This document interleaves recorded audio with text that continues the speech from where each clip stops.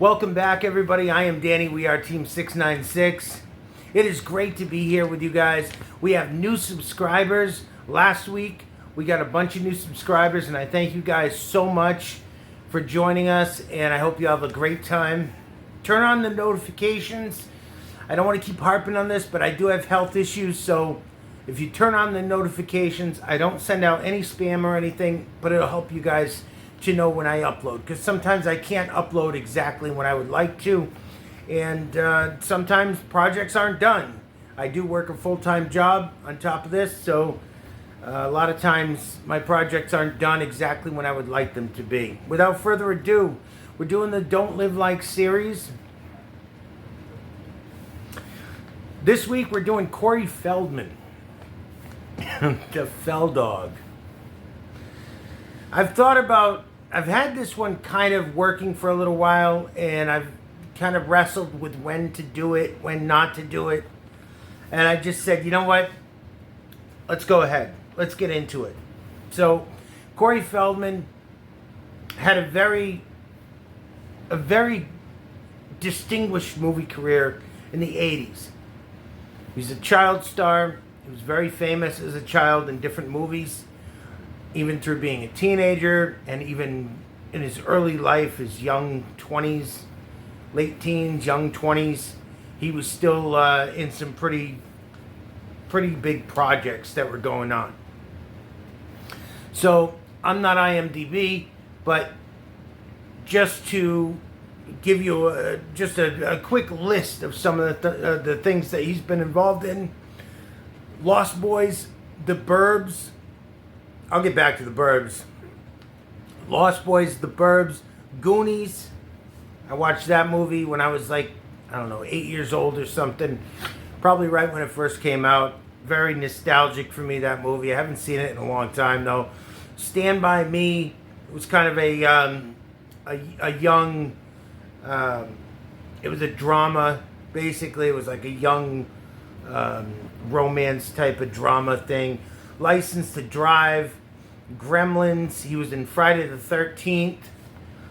Now, obviously, those movies were not that I just named were not in chronological order, but just some of the things some of the big projects that he was involved in. The Burbs. I got to talk about The Burbs just for a second. If you guys haven't seen The Burbs, it's an amazing movie.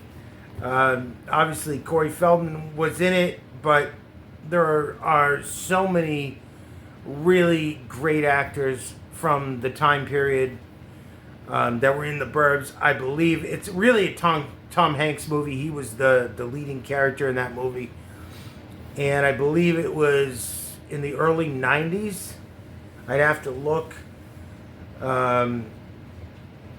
It doesn't matter for what I'm doing tonight, but just a great movie. If you haven't seen it, go check it out. If you have seen it and you haven't even thought about it for a while, go check it out. At least as of a couple of weeks ago or a month ago, it's on YouTube, free with, obviously, it's one of those free with ads movies that you can watch on YouTube. And it's so great. Go watch it. They just don't make movies like that anymore. I don't know what it is, but they don't make movies like The Burbs anymore. It's supposed to be kind of a dark comedy, and something, again, you just can't see nowadays. Corey Feldman was also famous for having a very inappropriate relationship with Michael Jackson. Now, of course, he says nothing happened. Who knows? I'm not calling him a liar, but at the same time, I think a lot of people covered for some of the really weird, eccentric stuff that Michael Jackson was into. I think a lot of people covered for him. I think a lot of people have not come fully out and told the truth about everything that happened with Michael. I'm not saying that I believe everything that was ever brought as an accusation to him in the media or anything else, or even just lawsuits and stuff. I'm not saying I believe everything, but let's face it, the guy was a weird dude. He was very eccentric, and he also just seemed to be not straight at times. And he also seemed to have a very unusual attraction to young boys. All right? Very interesting that he never really was friends with little girls at any point. You know, even in the context of being an eccentric celebrity, you know, it was always young boys. Just very odd. And then, of course, you know, the only real relationship, of course I say real relationship with air quotes, because the only real relationship that I've ever known him to be in was the one with Elvis's daughter there. And in 1995 or 96, I think they got married, and they were divorced a year later, and it came out in the divorce that part of the reason that Lisa Marie divorced him was because of his weird association and interaction with young boys. Not trying to make this a Michael Jackson video, but that's just one thing with Corey Feldman was he did have this really huge tie to Michael Jackson, and was also, he hung out with him a lot. He was seen at different events with Michael Jackson a lot, so just kind of interesting to make that tie-in. Very famous for that, obviously. He was involved with a friend of his, Corey Haim, who is now deceased. I think he died back in 2013. I was never a big Corey Haim fan or anything, but they were connected through movies. They were at least, you know, he says he was one of his best friends or whatever, but it seems like they had many fallings out. So who knows what the real thing is there. Was it more because the Hollywood wanted to portray them as being really good friends, or was it just... did they actually have a real friendship? I don't know. So they had the reality show, the two Corys, him and Corey Haim, that whole thing, and there was a lot of drama on there where basically both of them accused the other one of not protecting them from these Hollywood creeps that go after kids. All right, it's an open secret for a long time that there is a serious problem in Hollywood with pedophiles, creeps, people call them MAPs, minor attracted persons. It's a very nice way of saying pedophile. But I think there's more than a problem of people wanting to have inappropriate relationships with very young kids and toddlers and things like that. I think it's more prevalent that there is a inappropriate relationship problem going on, to put it very nicely. Of course, we're on YouTube, and I'm trying to make this video not get taken down, but there is a big problem with relationships between adults and teenagers, and just barely prepubescent teens, older, you know, young teenagers up to older teenagers. They've had a huge problem with that for a long time. You can go into the guy who was behind the manager behind the Backstreet Boys. I think he was behind 98 Degrees, NSYNC. Not sure who else, but it's come out that he was a major issue, having some PDF file problems there. So they did the reality show. They talked about people in Hollywood that were big problems in having inappropriate relations with young adults, teens, kids.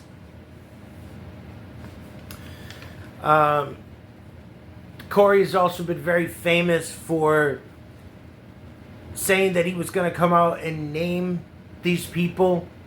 He has gone on numerous different talk shows and platforms and podcasts and said, oh yeah, and this was more years ago. This was more like maybe 2014, 2015, and even earlier than that, he was saying, oh, you know, the biggest problem in Hollywood. In fact, there's a famous quote where he says, the biggest problem in Hollywood is PDF files.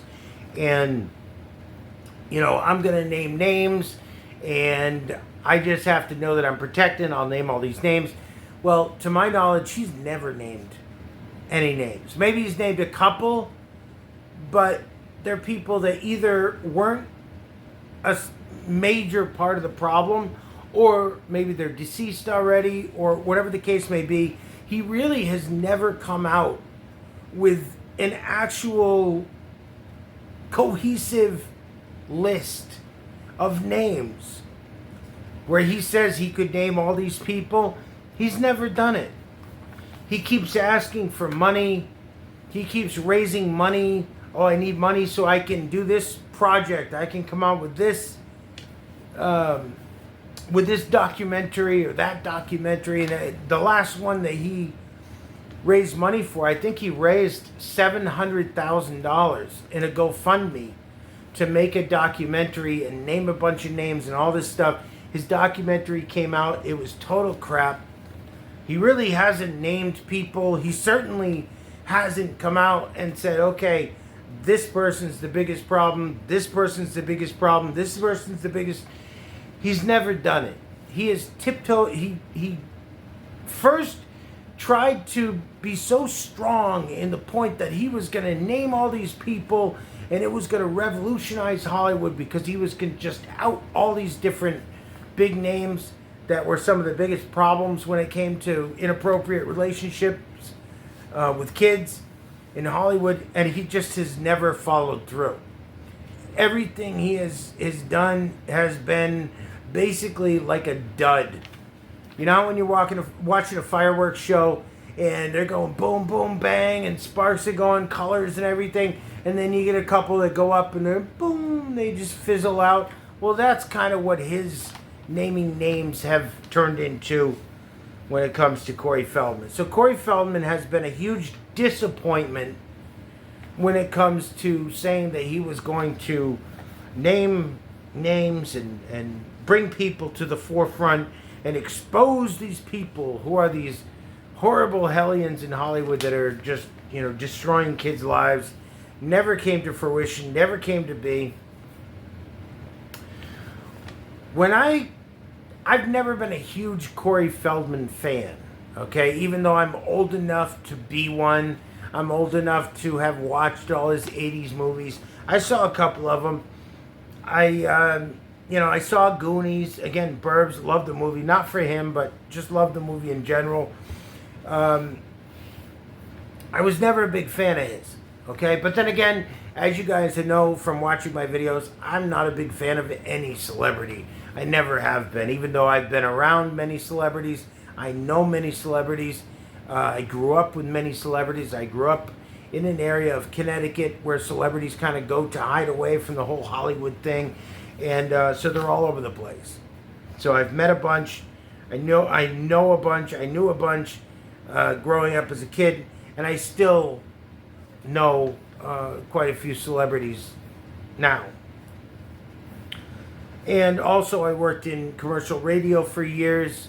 That got me some interesting opportunities with celebrities. And I was even involved in film production for a few different productions that went on in New England and the New York and Boston area. So I do know some of these people, and I do have ties to some of these people. So I'm not just speaking from a viewpoint of somebody who just sees a couple of clips and makes an observation. You know, I know if I don't know the person, I know somebody who knows them, and I have a tie. Anyways, I digress, so let's keep going.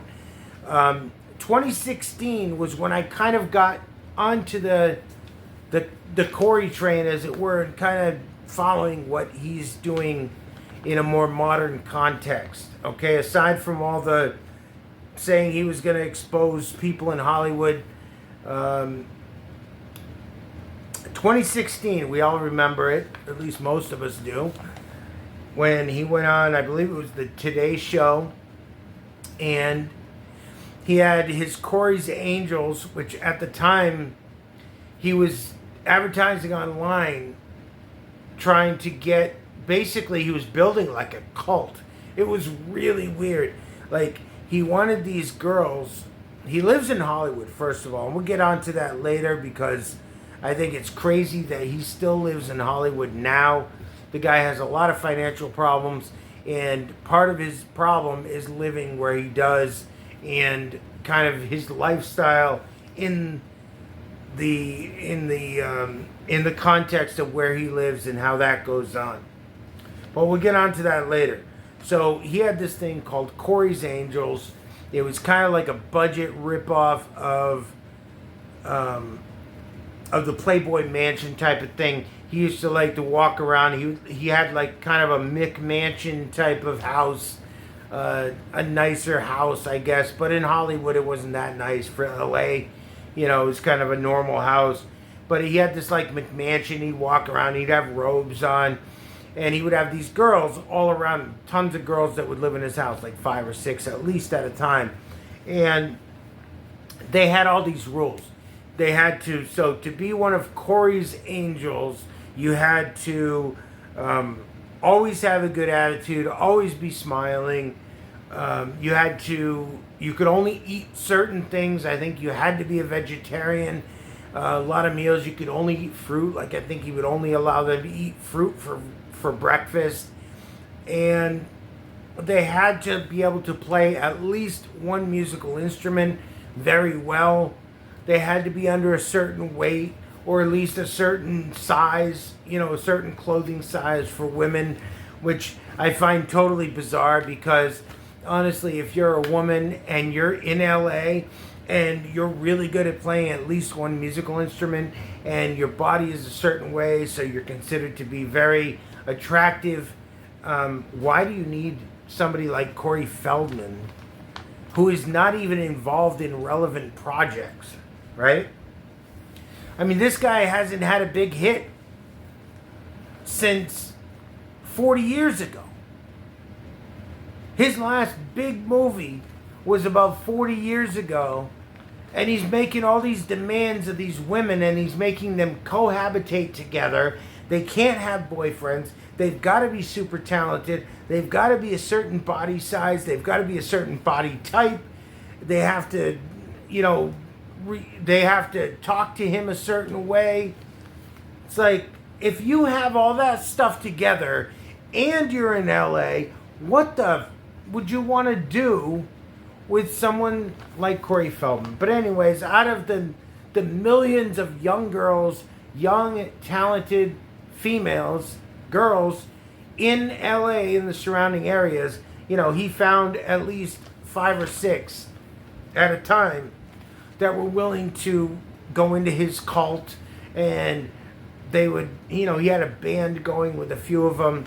So in 2016, goes on I believe it was the Today Show. I'm just not sure what it was called, but it was basically, if it wasn't called the Today Show, it was the version of the Today Show for back then.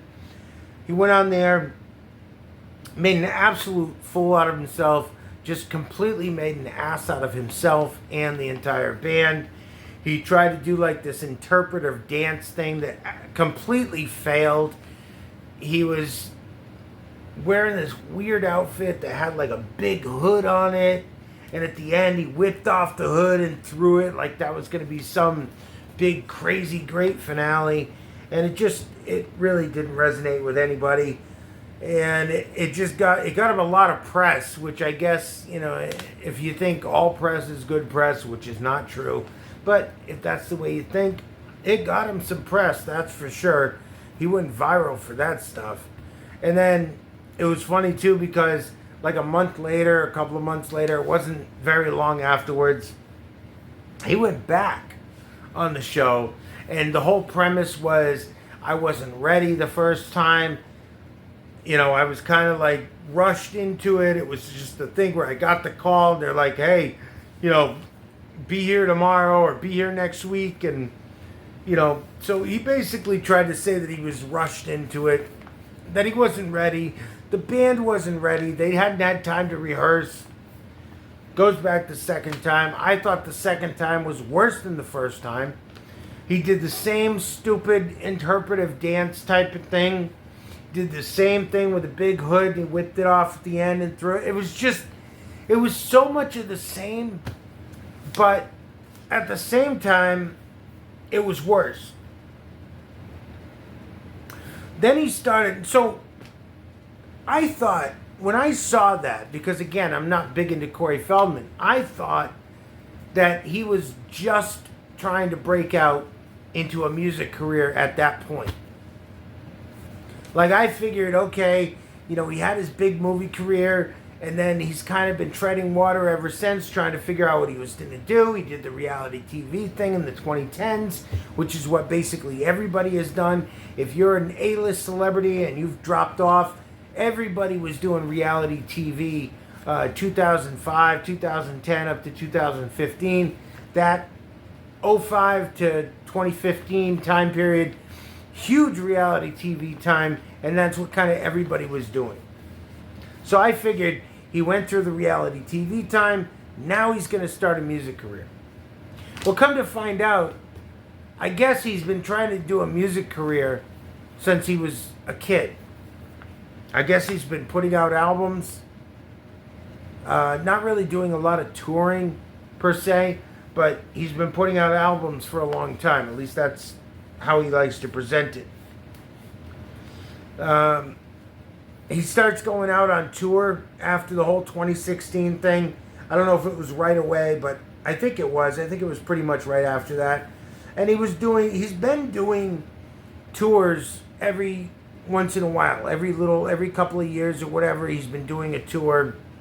He did the Love Left tour.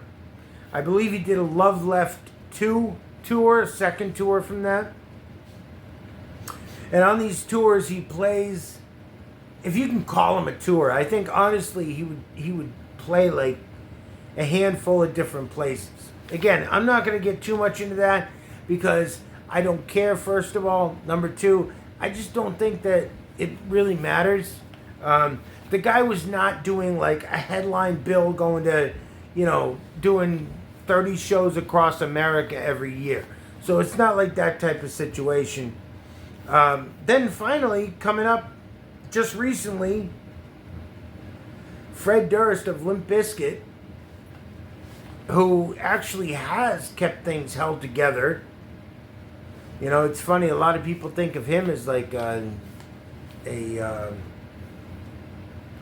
somebody from the early aughts, right? The early 2000s. And he was never really, his music has been mocked for so long. And he's actually really big now. And he's been big for quite a while. I don't want to take anything away from him. The guy, his guitarist is absolutely amazing. And Fred's been doing these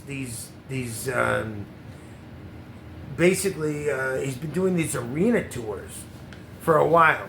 Limp Bizkit has really kind of molded this thing into something that's really big now.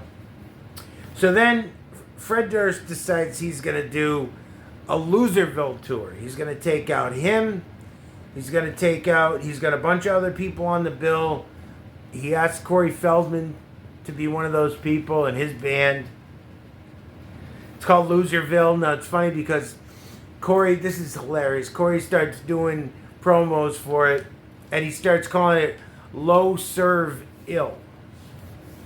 And he's like really careful to pronounce it Low Serve Ill. It's the Loserville tour, all right, dude? Relax on yourself. Like, so funny. So he goes on this tour. There's been some coverage about him doing the Loserville tour with Fred Durst. They've got a bunch of other people on the bill, but again, it's not important, and we're talking about Corey. So there are so many different videos from people out there. One is Jim and Them is a channel that does a lot of, they cover a lot of these shows and things that go on.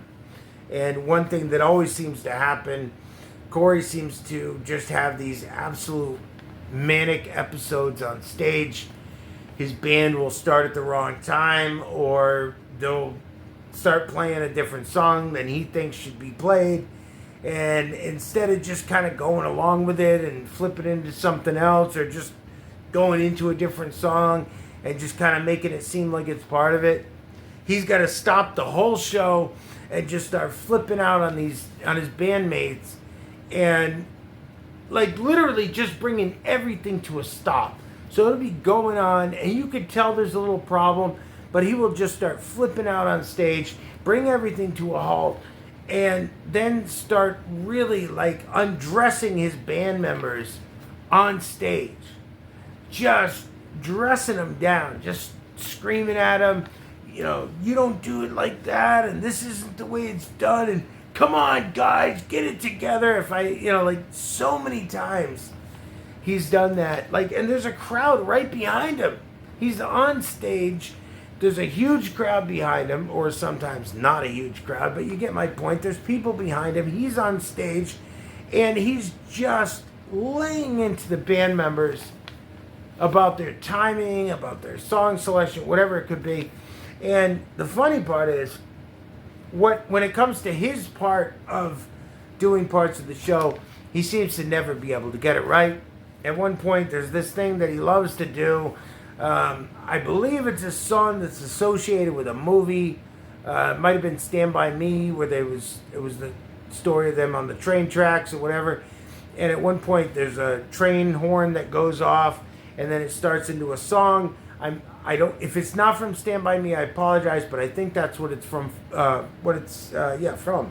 So he's got this thing that is basically like a battery-powered drill. And instead of the drill attachment, it's got this big thing with like fucking 10 horns on it. It's called a hornetron. So he pulls the trigger on stage. At one point, there's music playing, grabs the hornetron, pulls the trigger on the hornetron, and it doesn't go off. And this happens almost every single show.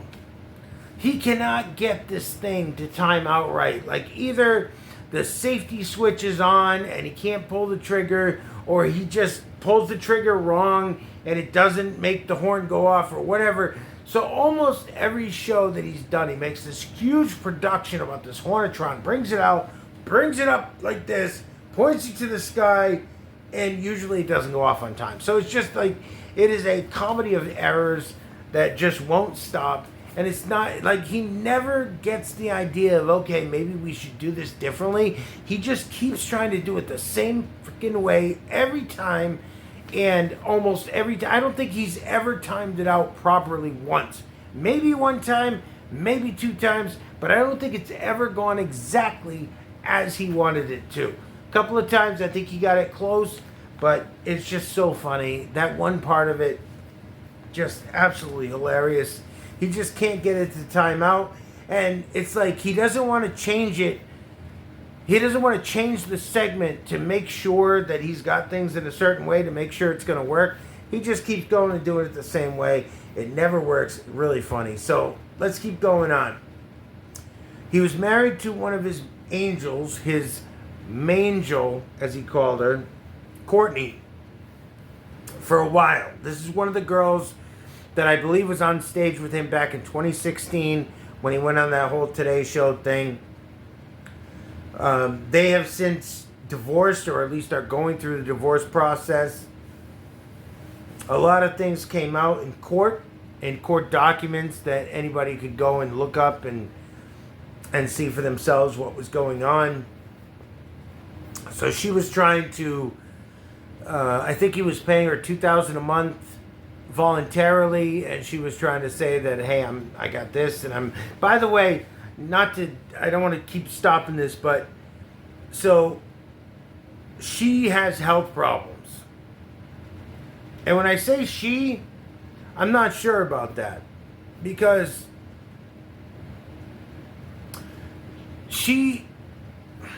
I hope she's a she. I really, well, I don't know if I hope she's a she. A lot of people have said that she looks like a circus strongman. And wow, that is so accurate. I'm not even making a joke right now. Like, at this point, I almost hope that she's not a she, because I don't know, that circus strongman thing, it's really accurate. And she's taller than Corey, and it's just, it's so odd. I'm telling you, go and look at footage from other people, at videos or whatever. Look at videos of Courtney, look at footage of Courtney. Wow. Anyways, so I guess she had health problems. She got sick, and Corey basically said, whatever, I'm going out on tour. You know, you do whatever you want. I'm going on tour. And basically, they ended up going for divorce. She went for a divorce on him. She filed for divorce, and her big reason was because of his party lifestyle. So in court documents about the divorce, it's public knowledge. She basically reported that he just can't stop screwing other people. He can't stop doing drugs. He's got all these money problems because he tries to live this lifestyle that's way above his means, and she just didn't want to be a part of it anymore. So in these court documents that are public information, you can see his financial situation broken down. And this is why I put him in the Don't Live Like series of videos. This dude, Corey, not the wife, this dude has been living above his means for so long. He lives in LA. He's driving I think it might be a Maybach SUV, Mercedes Maybach. If it's not a Maybach, it's like their top level SUV. Not even sure what that is. It must be like an ML6 something or 7 something, or I don't know. But it's a very, very fancy SUV. It's a very high-end Mercedes SUV. And he drives a BMW i8 sports car, which is their sports car with like butterfly doors that opens up, almost like a Lamborghini. And you could buy them for really cheap. The same thing with the Mercedes SUV he has. You can buy them for really inexpensive because their depreciation is so hardcore. But at the same time, even if you buy used ones of those, the cost of maintenance and keeping them up is so expensive. This guy is, and his McMansions that he buys, he's always been living above his means. And it's just so cringy, because it's like, dude, if you could just live within your means, just get out of Hollywood. First of all, there's no reason for you to be in Hollywood at this point, okay? You're not getting new movie roles. You're not on a TV show that you have to be in a certain studio down the street every morning or every afternoon. You are not getting new roles in Hollywood.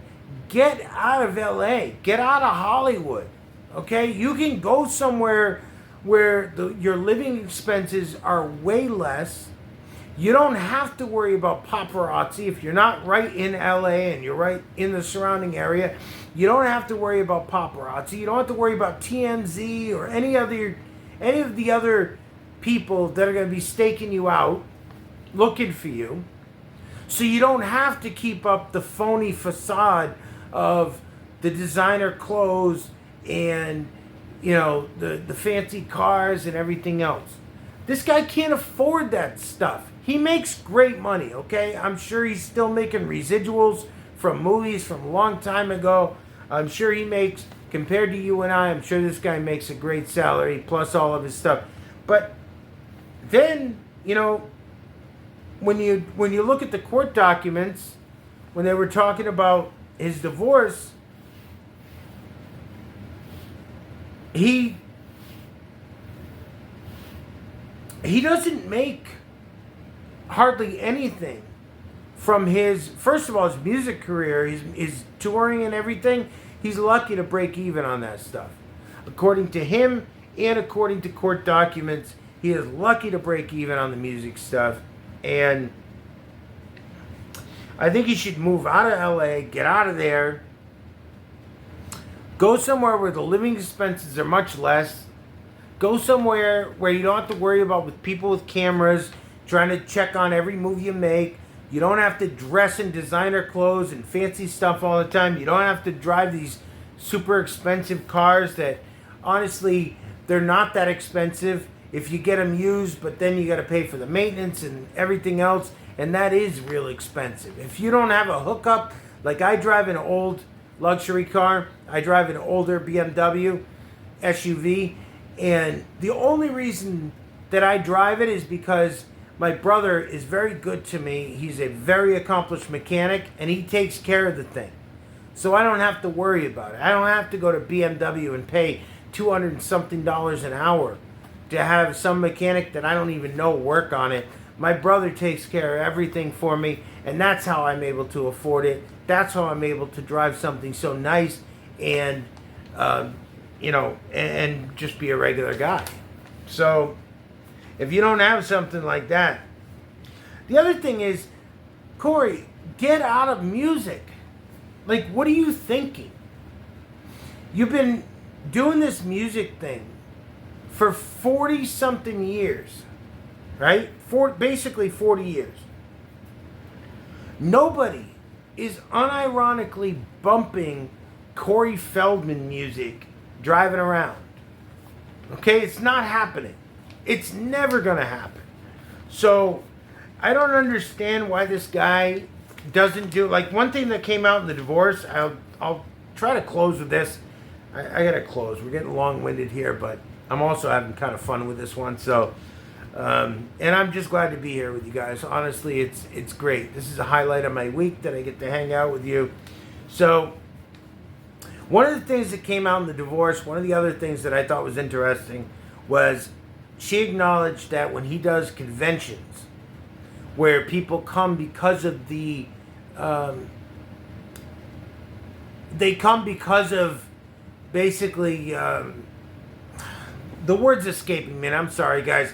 But, remembering him from nostalgia. So basically, people come to these conventions because of nostalgia, and they want him to sign movie posters and memorabilia from movies that he did 30 or 40 years ago. When he goes to those conventions, it came out in the divorce documents that he makes between $30,000 and $35,000 every single one of these conventions that he does.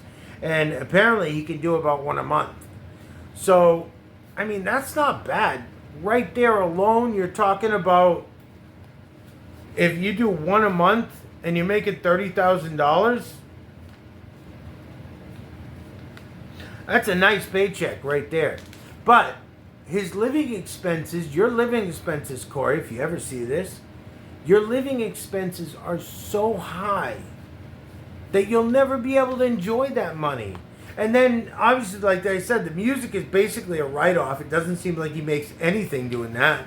He's always talking about being broke. He's always talking about how he's got to, pay this person who fronted the merch, or this person who, he can't afford to pay for the bus, so they got to get him like a smaller van to use with a trailer, and and then he can't even really, he's trying to struggle to come up with the money for that.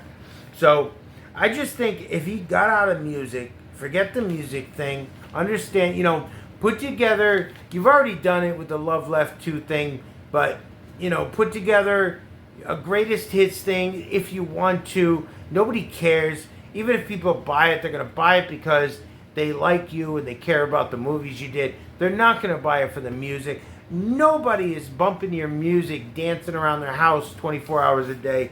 It's not happening. They're doing it. If anybody's buying your box set, it's to put it on a shelf, because they're a huge fan of you and your movies, and they go, yeah, I got his box set because that was the last thing he put out.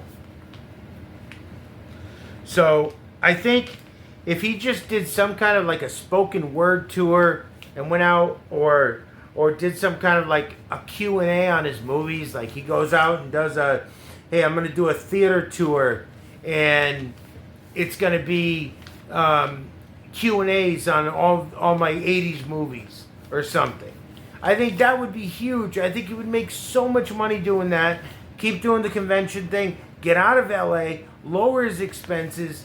I think this guy could really, Corey, I think you could really have a good thing going. And I think your stress level would go way down. I think you need to stop. First of all, the music thing is not working. It's never worked. And it's not seeming to work any better now than it did even 10 years ago. And I just think that you're putting a lot of effort in a direction that is not paying off very well at all for you. So, guys, that's my time. I had a lot of fun with this one. You guys have a great week. Definitely, please like and subscribe. And this is your second reminder to please like and subscribe. A lot of my watchers are not subscribed. And also turn on notifications. I don't spam anything out. I don't send any spam out as notifications. The only notifications you're going to get from me is when I put new videos out. And honestly, because of my health situation, other things that come up, sometimes I just can't get things out on time or when I would like to. And at least that way, you guys know when I put something out. You guys can not worry about checking my channel or anything, and you just get the notification when it comes. Guys, that's my time. I'm Dani. We are Team 696. Don't forget to check out my TikTok at Team 696. I have a big series over there on Diddy that I did on TikTok, and I took a break from that, but we're getting back into that this next week. Hopefully we'll get the next Diddy video up on there, and it's kind of about the whole case and things that people don't even really think about involving the case. Also my Twitter X page. Basically, I throw up videos on there from TikTok or YouTube Shorts or Instagram or wherever I'm at. I'll throw up the best videos that I see throughout the week when I'm doing my research. And there's some awesome videos on there, guys. Again, I'm Dani. We are Team 696. You guys have a great night. Thank you so much. Love you guys. Take care.